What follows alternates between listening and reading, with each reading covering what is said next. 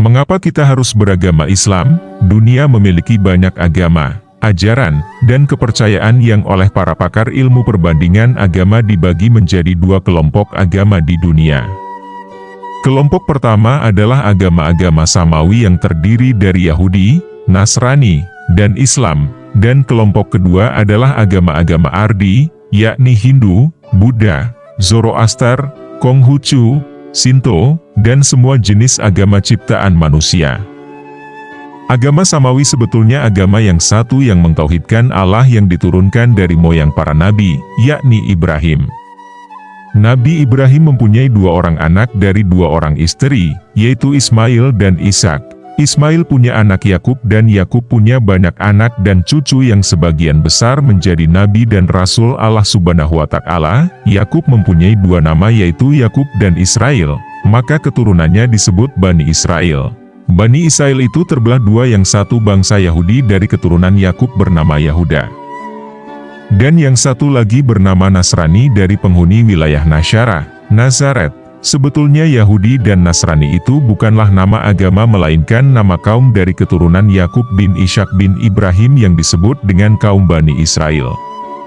Pada awalnya kaum Bani Israel menyembah Allah dan mengikuti nabi-nabi Allah, tetapi ketika Allah menurunkan Islam dengan seorang rasul bernama Muhammad Shallallahu Alaihi Wasallam dan kitab suci Al-Quran dan menafikan semua jenis agama lain, kaum Bani Israel tidak mau memeluk Islam dan tidak mau mengikuti Rasulullah Shallallahu Alaihi Wasallam, hanya sedikit yang masuk Islam.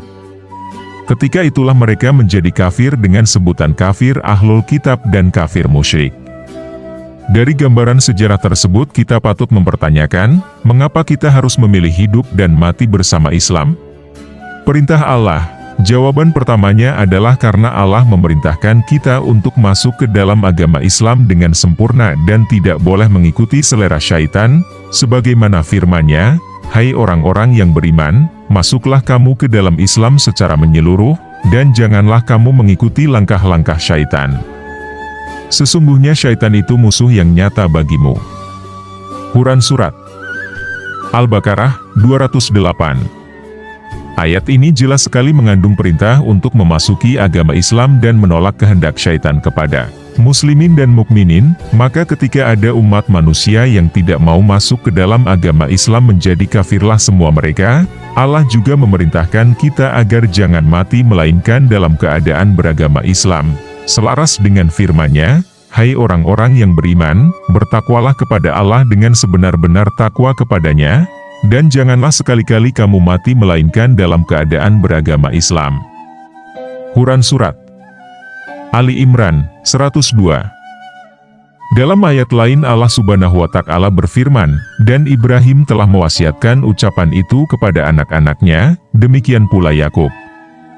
Ibrahim berkata, "Hai anak-anakku, sesungguhnya Allah telah memilih agama ini bagimu, maka janganlah kamu mati kecuali dalam memeluk agama Islam."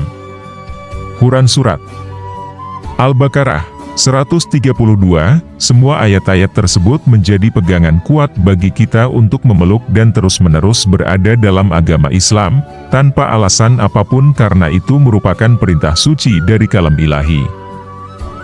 Itulah landasan dan pegangan paling kuat semua umat manusia harus berada dalam agama Islam dan di hari nanti imbalannya adalah surga. Sebaliknya bagi mereka yang ingkar, maka balasannya nanti adalah neraka, karena mereka melawan perintah Allah. Sebagaimana firman-Nya, "Sesungguhnya orang-orang yang kafir yakni ahli kitab dan orang-orang yang musyrik, akan masuk ke neraka jahanam, mereka kekal di dalamnya. Mereka itu adalah seburuk-buruk makhluk." Quran Surat Al-Bayyinah 6. Jawaban kedua adalah karena Islam agama yang benar, lengkap, sempurna, dan satu-satunya agama yang diakui Allah di muka bumi ini dan di akhirat kelak. Allah Subhanahu wa Ta'ala berfirman, "Sesungguhnya agama yang diridho di sisi Allah hanyalah Islam." Tiada berselisih orang-orang yang telah diberi Alkitab kecuali sesudah datang pengetahuan kepada mereka, karena kedengkian yang ada di antara mereka. Barang siapa yang kafir terhadap ayat-ayat Allah maka sesungguhnya Allah sangat cepat hisapnya. Quran Surat Ali Imran 19. Jawaban ketiganya adalah setiap yang beragama Islam dan mati dalam keadaan Muslim, maka surga layak bagi dirinya. Kalau seorang Muslim mulus kehidupan dunianya dengan arahan Islam, maka baginya tiada alasan untuk tidak masuk surga kecuali orang-orang Islam yang dalam kehidupan dunianya banyak berbuat dosa dan dia mati dalam keadaan Muslim. Maka ada giliran neraka bagi dirinya karena hidup dalam keadaan Muslim tetapi tidak mengikuti arahan Allah sebagai pemilik dan pencipta alam semesta beserta isinya. Firman Allah Subhanahu wa Ta'ala, hukum-hukum tersebut itu adalah ketentuan-ketentuan dari Allah. Barang siapa taat kepada Allah dan Rasul-Nya, niscaya Allah memasukkannya ke dalam surga yang mengalir di dalamnya sungai-sungai, sedang mereka kekal di dalamnya, dan itulah kemenangan yang mengagumkan. Dan barang siapa yang mendurhakai Allah dan Rasul-Nya dan melanggar ketentuan-ketentuannya, niscaya Allah memasukkannya ke dalam api neraka sedang ia kekal di dalamnya, dan baginya siksa yang menghinakan. Quran Surat An-Nisa 13-14. Karena tiga hal tersebutlah maka setiap manusia merasa wajib berada dan bergabung dengan Islam sebagai agama yang santun, muslihat, ramah, dan komprehensif. Karena tiga hal itu pula, maka setiap kita wajib menjaga dan mengawal akidah anak bangsa jangan lari dari Islam, murtad, apa dan bagaimanapun alasan dan kondisinya.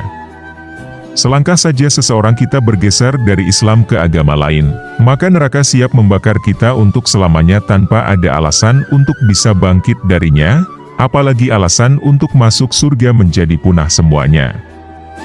Oleh karena itu, berhati-hatilah wahai umat manusia. Keterangan Allah sudah sangat jelas buat kita.